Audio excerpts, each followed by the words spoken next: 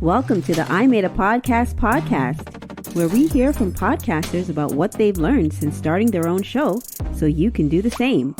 And now, here's your host, Chris Creary.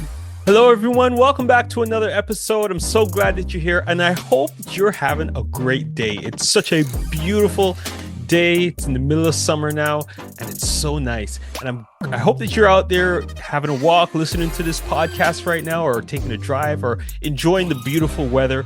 But thank you for tuning into this episode. Now, today we have another great episode, and I know I always say that, but every time I talk to another podcaster, I learn so much. I get some more insight. So this learning process for me never stops. So every episode that I release is always another wonderful episode. And today I'm speaking with Ray. Now, Ray has a podcast called Homeroom. It's funny. Now, this podcast that she is doing, it's more like a research assignment that she's doing in the open. So let's talk to Ray and understand what she's doing, how she's doing it, and why she positioned it in this way. Now, it was a wonderful conversation, but I want to get to this interview with Ray now. So let me go get Ray, and I'll be back at the end of the episode to close things off. Hello, everyone. Welcome back to another episode of I Made a Podcast. Today, I'm speaking. Now, this is a special episode because the person that I'm speaking with is so far away, all the way in South Korea. Her name is Ray. Ray, how are you doing today? I am so good. Thank you so much for having me, Chris. Wonderful. I mean, it's an honor to have you on the podcast, and from being so far, the wonders of technology, that we can connect and have this conversation. And I think it's going to be a great one. Now, you have a podcast called Homeroom.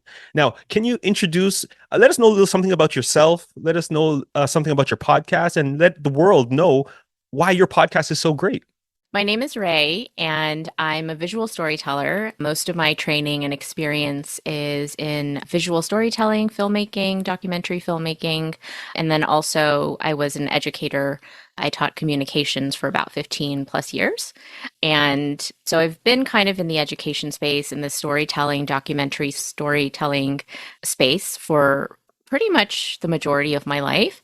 And I started my podcast Homeroom as a way to bridge the education gap between the classroom and the living room. And what that really means is, everything that we maybe should have learned in school but didn't.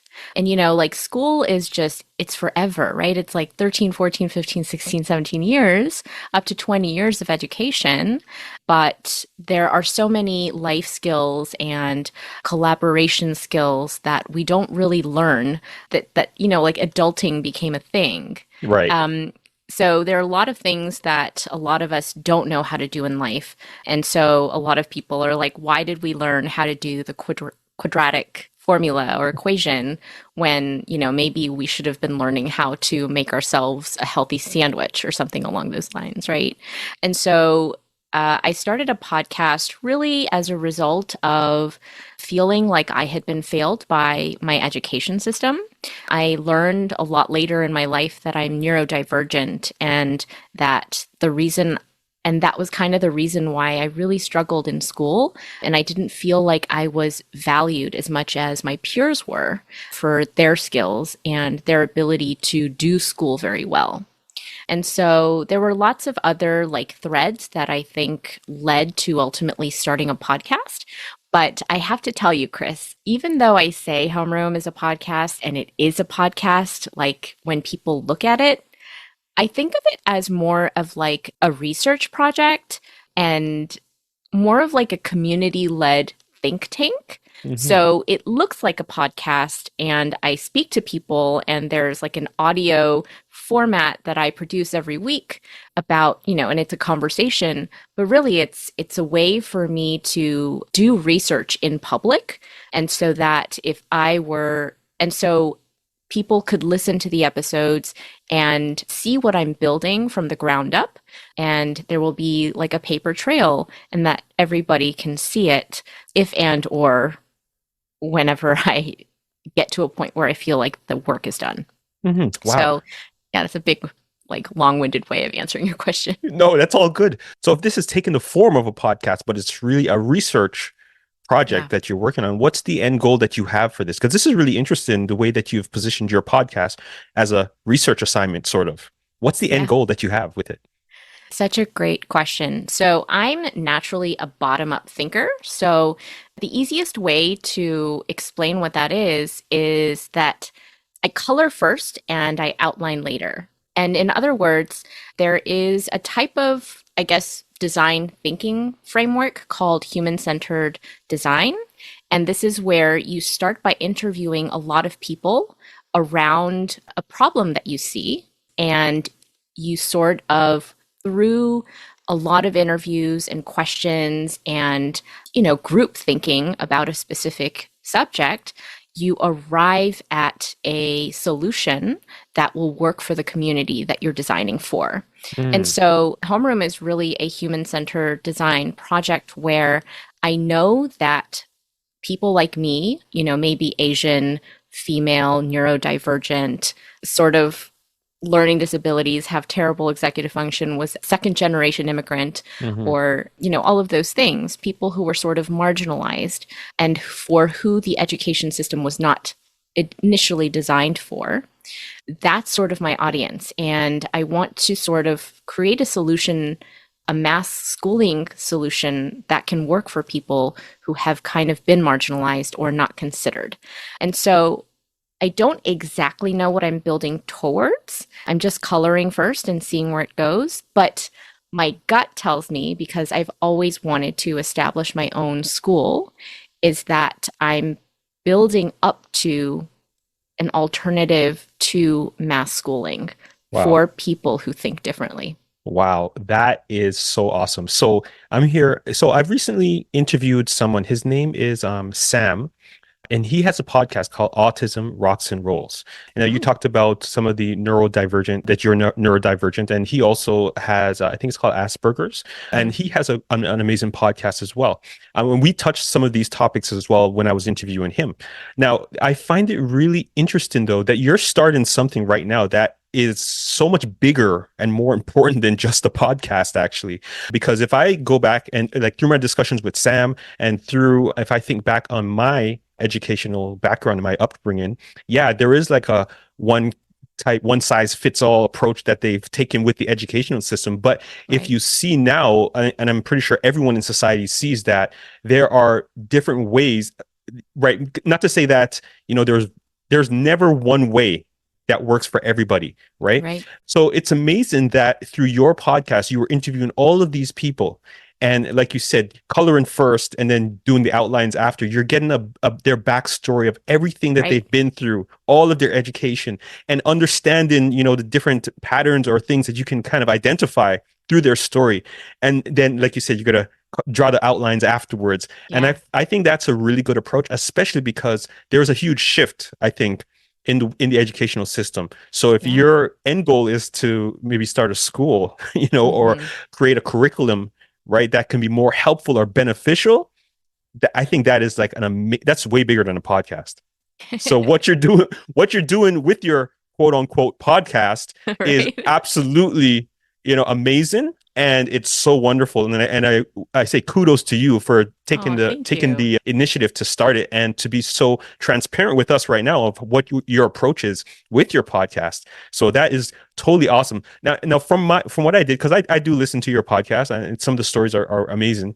Oh, thank So I you. think you started in, was it, it's not, hasn't been a year yet that you've been doing this, right? So we're recording this, it's Almost a year. Yeah, almost a almost a year, year. right? Okay, but Yeah. how much episodes have you done so far? Have you recorded? So I've had about 67 conversations, but I've only released up to, what are we at now? We're in season two.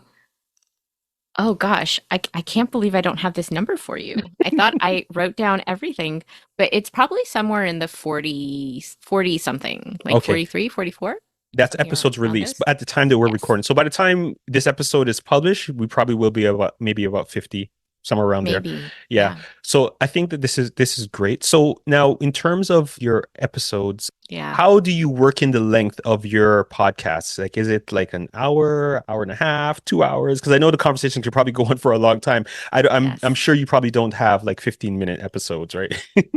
No, this is a really good question. Actually, in the beginning, because my background is in documentary filmmaking, Right. I was trying to, so I was having initially like 60 to 90-minute conversations and editing them down to between 20 and 40-minute conversations for the audience.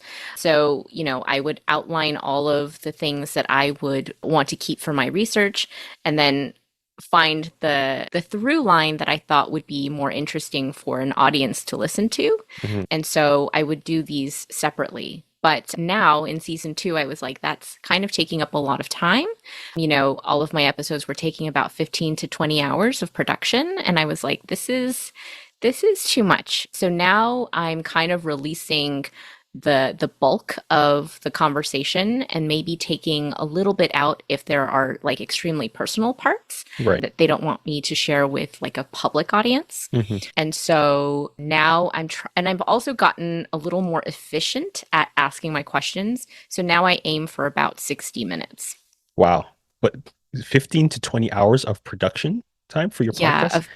yeah. At the Wow. beginning, it took a lot of Whoa, time. that's a that's a lot. That's a long time. Wow. So I don't think I told you this before we started. I know we chatted before, but one of the things that I do is I produce podcasts for other people. I'm a producer of podcasts, and I what I've learned through podcasting is how to be efficient at that Yeah, process, right? So I mean, like I said, I've been podcasting for 5 years, but I've learned how to become very efficient at that process of producing a podcast. Now, when I started my podcast, when I started was about 15, 20 minutes long. So it didn't take that long for me to produce that. But if you're having maybe like hour and a half, 2 hour conversations with people, wow, 15 to 20 hours of production for one episode. That's a really long time. But the good thing is that you learned how to become more efficient and oh also yes. answering the questions or asking questions, because that's also something that I learned through this podcast, because my other podcast is just a solo podcast, but this is like an interview based podcast. So when my questions are more efficient or they flow better, there's less editing that I have to do on the Yeah. back end. So yeah, that's a key takeaway for anyone out there who is going to have a podcast and you're doing an interview based podcast. Review your questions and make sure that you're asking them very efficiently and that they flow so that the person answering them can answer them and it flows naturally, so that you don't have to do a lot of editing on the back end, Yeah. because yeah, that will save you a huge amount of time. How often do you release new episodes of your podcast? So it's weekly. I produce one episode every week, and it comes out at 10 a.m. Korean Standard Time on Fridays. Wow, wonderful. So now we talked about some of your production time, so 15 to 20 hours at the beginning. Would you say, or I want to leave it open, I don't want to lead you in this question, but what was one of the biggest challenges that you had in starting your podcast? Something that you were like, oh, I wish this could disappear, or something that, you overcame, as you continue to podcast. So in the beginning, my big issue was finding a format because I told you my podcast isn't really a podcast. Right. It's research done in public. And so, as somebody who went to film school, I thought, okay, I was going to do some kind of documentary, visual documentary, but then the pandemic hit Hmm. and yeah, and then I became a mom and so many different things were happening at the time. I thought, okay, I just need to start this thing. And at the time, I was part of a community. And in that community, one of the assignments was to start a podcast. And I was like, I've always wanted to start a podcast. I didn't know exactly what to podcast about, but there's this other education piece that I'm working on. Why don't I try to find a way to blend these two things? And I really enjoy figuring things out, problem solving. And so I was like, okay, I've never done this before and I'm kind of a person who likes to start things, get really good at it or master it and then move on to another thing because for me it's like the joy is in figuring it out and mastering it. Hmm. So I was like, okay, I'm going to figure this podcast thing out. And I also really love graphic design. And so I was like, oh, this will be a really fun way for me to do my social media, like graphic design thing. And so I think the challenge there was figuring out, okay, how am I going to put this project? What format am I going to put it in? And so it really was deciding on being a podcast that was a challenge. But then after I got started and started getting into it, the three biggest challenges for me was converting time zones because Oh, I'm yes. really not good at that. And it's really challenging to do that for because my guests, I have interviewed people from all six continents. And well, I mean, there are seven continents. One of them is inhabitable. So Yeah, we know. right. So on all the six continents and just figuring out where everybody is based and, even India, it's not even full hours. There's like a half hour. Yes. Converting time zones, making sure we're all going to show up at the same time, that's the really biggest challenge. And it's not easy because like Google will say it's one time and then timeanddate.com will say it's another. Something else. So, it's just really annoying. So that's one of the biggest pains, I guess. I don't know if it's a challenge. It is a challenge, but it's more so a pain. And then I think because a lot of the people that I do interview, they aren't exactly like public figures or have a huge presence on social media or do a lot of public speaking. They don't have like photos and bios prepared. And so chasing down those bios and photos are really a big pain sometimes because I either have to write them or I have to get around to helping people feel comfortable about sharing who they are. And then you might ask me about technical issues later on, but microphone issues. I like my microphone, but because I'm using a laptop and I'm using a DSLR as my webcam, it takes up a lot of power. And so I feel like the cord from my computer to my mic constantly dies or doesn't want to work. So I have to change them out or switch them out or get a new one every now and then. Oh, So wow. Wow. yeah, it's really annoying. Yeah, that does sound. That's the first time I heard of that particular challenge. And maybe we'll get into your setup for sure, just a little bit later. Yeah, maybe we can dive into that a little bit more to see if maybe we can troubleshoot that one for you. But one of the things that you mentioned though, when you were starting to answer that question, is that you had the thought that, hey, I've always wanted to have a podcast, and it's something you said that I think a lot of podcasters need to actually grab hold of. You said that you just started, right? Because I think a lot of podcasters, myself included, when I started my other podcast, oh my goodness, I think I procrastinated for 4 or 5 years before I actually started my first podcast. But Yeah. ever since I started, it has been so great, and I loved it. But the encouragement and from what you said, and I'll echo that, is just start. If you have the idea or the thought that hey, I've always wanted to do a podcast, just figure out what you need to do. Step number one is listening to this podcast and listening to what we're talking about so that you can learn about the best thing to do, and then just start. Go out there, do what you need to do, get what you need to get. It doesn't have to be expensive, but just start.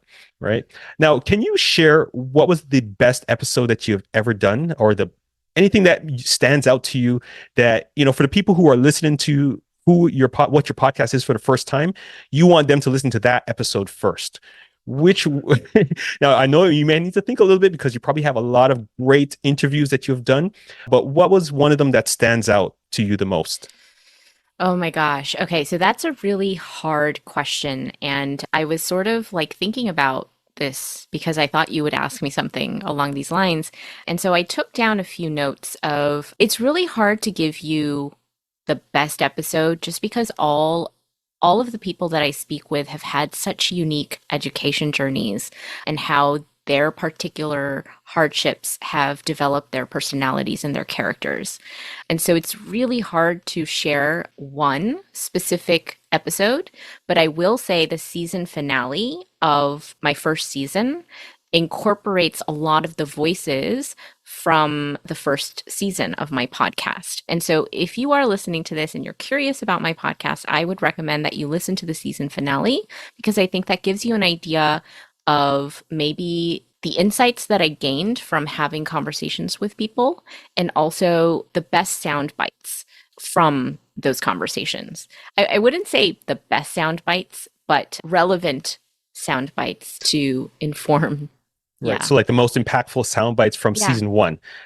That is the best answer that I've gotten. I've asked that question to a lot of people. I asked everybody, but that's like one of the best answers that I've gotten to that question from someone who does an interview-based podcast. So Excellent answer. Thank you. So what I'm going to do is I'm going to put links for all of your social medias and your podcasts. So if anyone wants to listen to the season finale for season number one, you can go into the description and listen to Ray's podcast called Homeroom.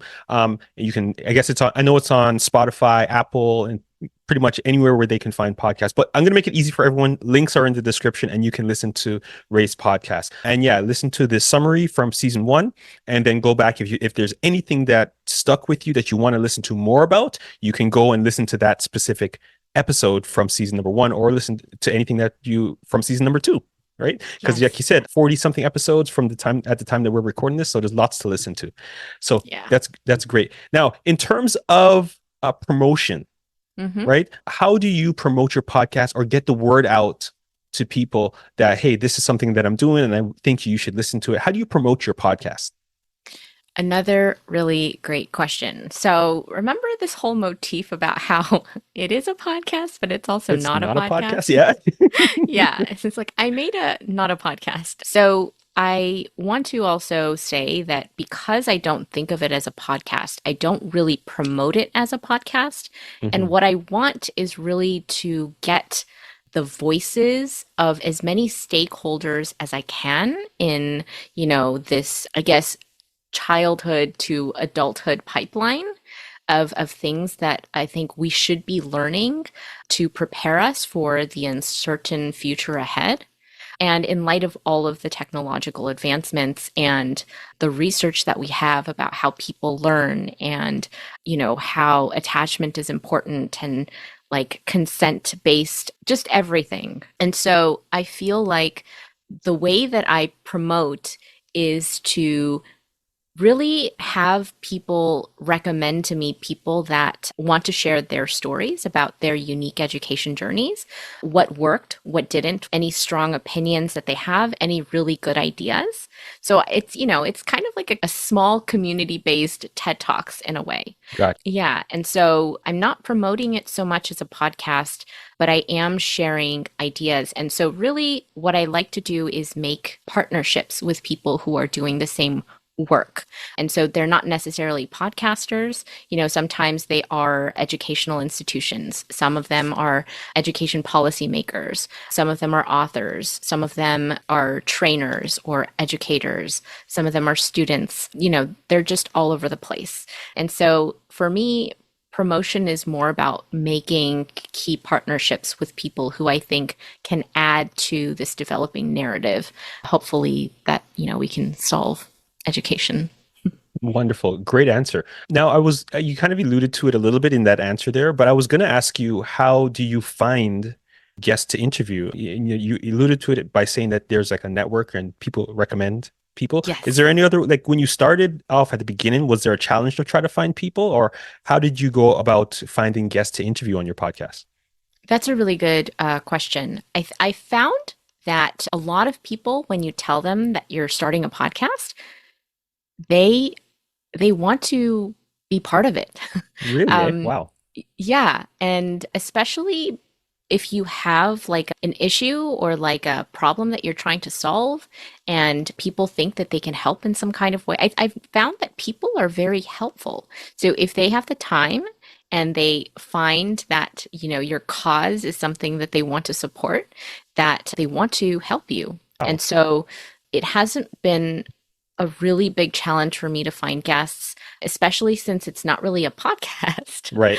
It is a podcast, but and so I think they know that my goal isn't really to become like a top podcast, but it's really to solve this education issue that I'm seeing.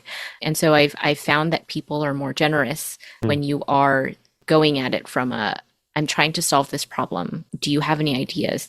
Or can you contribute to this? And so to answer your question a little more directly, it is kind of network based where, people that I have spoken to recommend 2, 3, 5, people that I should speak with. And also I'm pulling a lot from people that I've met throughout my life who have had very interesting education journeys or who have overcome certain challenges that I Right. think make a very good story, a public story. And then also social media has been really helpful. Mm. I find the people Something that I do is when I interview somebody, I see who they are following or, you know, who I think could be a good partner to have. And then I start following them and engaging with their posts and their content. And then somehow that becomes a contact. And then I invite them to speak about their journeys on my Wonderful. podcast. Yeah, that is, I think that's like social media at its purest form. Yeah, When you can genuinely connect with someone who shares the same interests as you, right. and then create a connection, right, to do deeper, more important things, right? That is like the purest form of social media, and it touches my heart that that's how you're using it because there's a lot of people in the world that are using it for other reasons and other ways. But that is True. a great way to find people for your podcast, and I Mm, think it's really efficient as well, right? Because you will through social media, you can actually see the type of agenda they're pushing on their platform and seeing if you want to have them on your podcast to talk more about their story. So that's yeah, a really good approach that you're using with your thank podcast. you. Let's talk about some of the technical aspects of producing your podcast now. So if I had to ask you, Ray, what's in your podcasting toolbox? What kind Yeah. of software or hardware you use to produce your podcast or do your interviews? What would you tell me? So I really love Riverside FM. I love that it records locally on your computer and that, it uploads in lightning fast Yeah. speed. And I also would recommend, well, I know there are lots of really good editing programs, but having gone to film school, I use Adobe Premiere for everything. And Mhm. so I know I should be using a more audio editing based software, but because it's easier to fall back on things that you've used your entire life. I use Absolutely. Adobe Premiere and I know it pretty well and I know all the shortcuts. So it makes post production a little bit easier.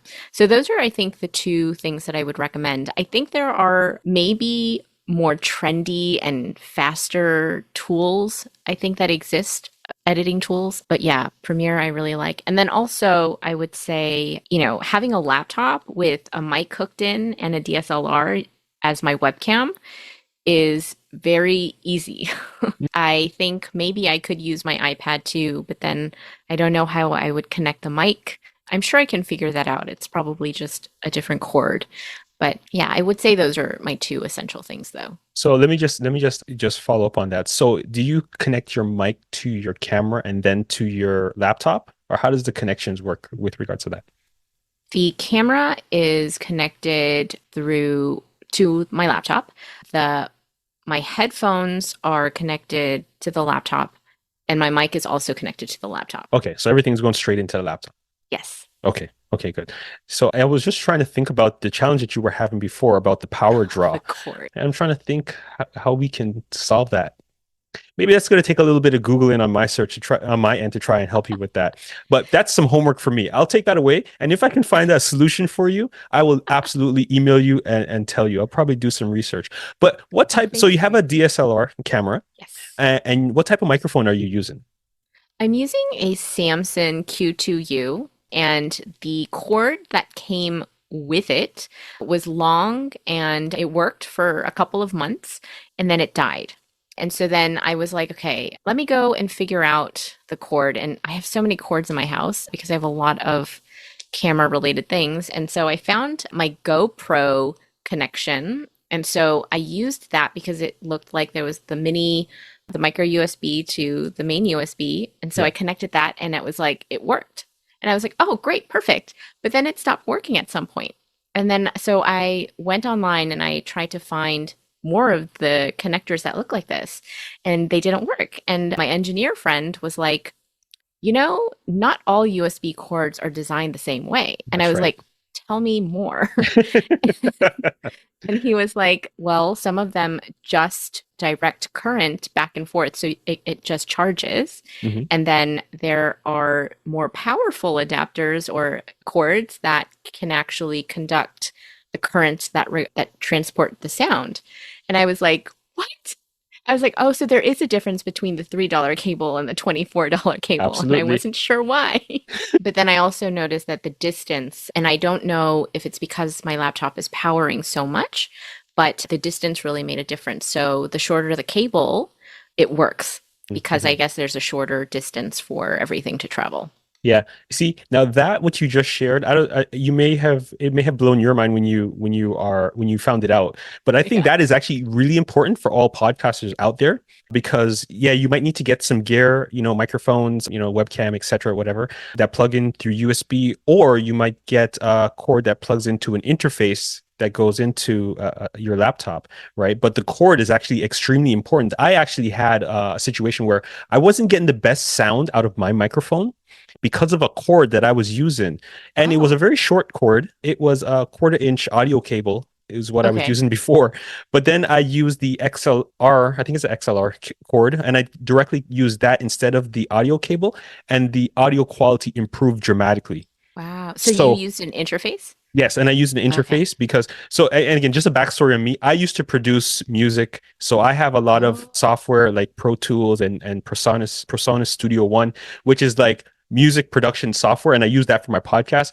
It completely overkill for anyone doing a podcast. You don't need to have those apps to do a podcast. That's just something what I had, and I used it to do right. my podcast, right?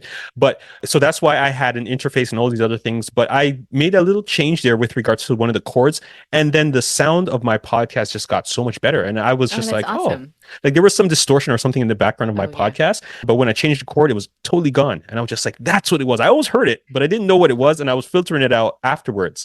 But Interesting. yeah, so I found out what it was. And so for all the podcasters out there, if you have some distortion or anything in your audio, make sure you look into the chords that you are using because that can impact the audio quality of your podcast. Yeah. So you touched on it a little bit with your situation with your microphone, but I just wanted to expand it a little bit more and give my 2 cents based on my experience as well, because that's very important for all podcasters out there.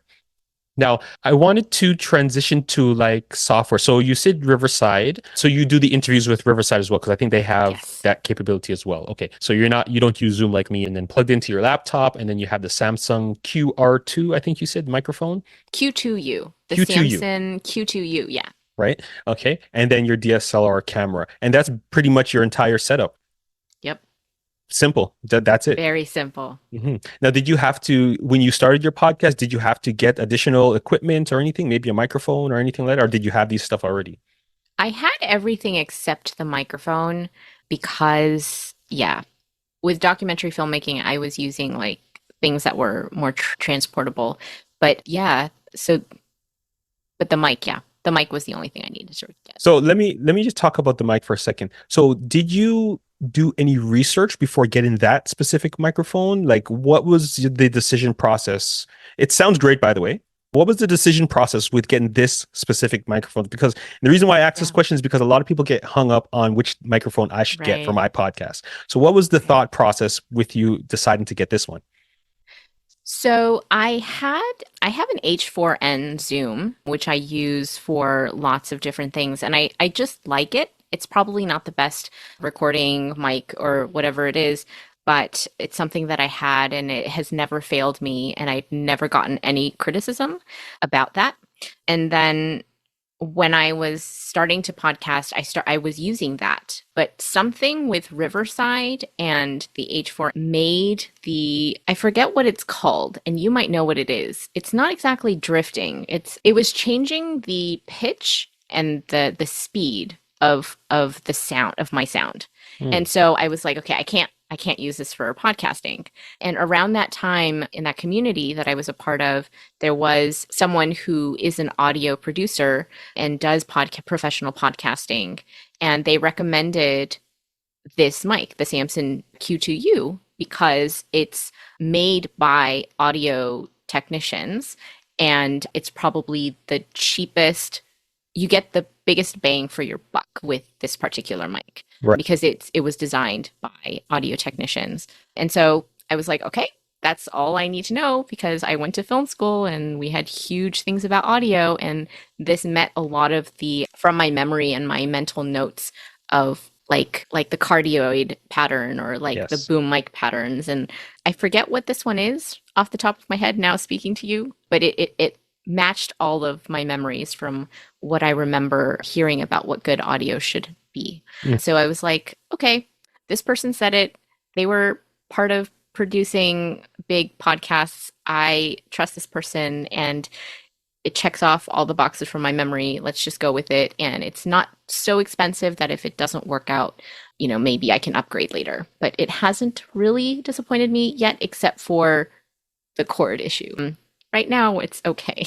It might not be okay tomorrow, but it was the best bang for your buck, right? Starting your podcast. Right.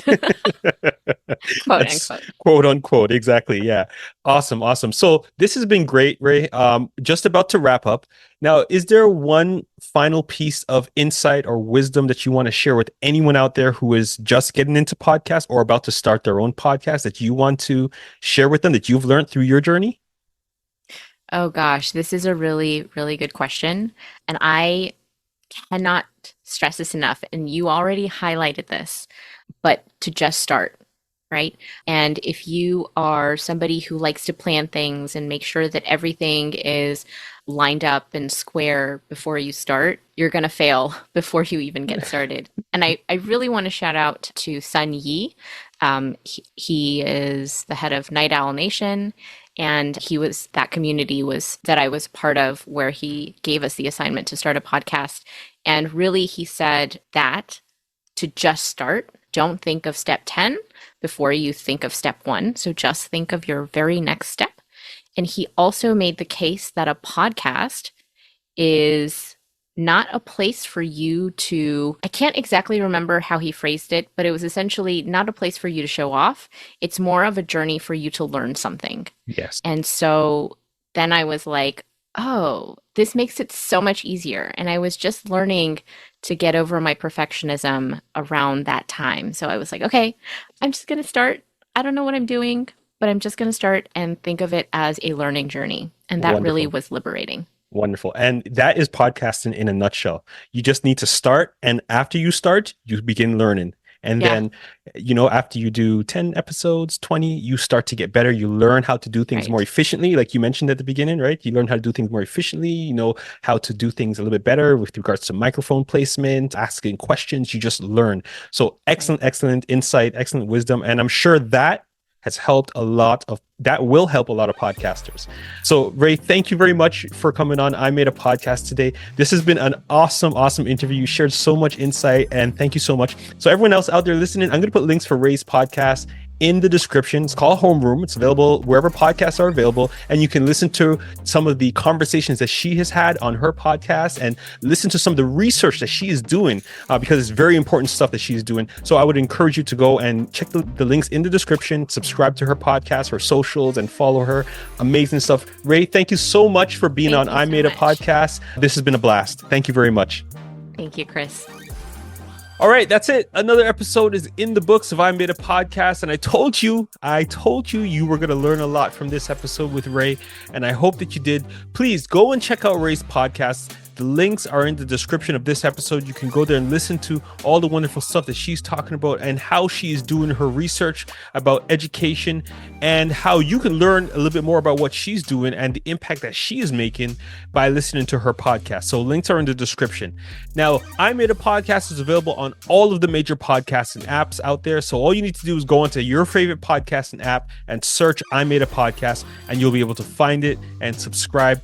And you can listen to all of the past episodes that I've done with all of the podcasters that I've covered from season number 1. I had some amazing conversations with some wonderful podcasters, so you will be able to learn a lot through some of the conversations that I had. Now, as I always say, the best time to start a podcast was 10 years ago.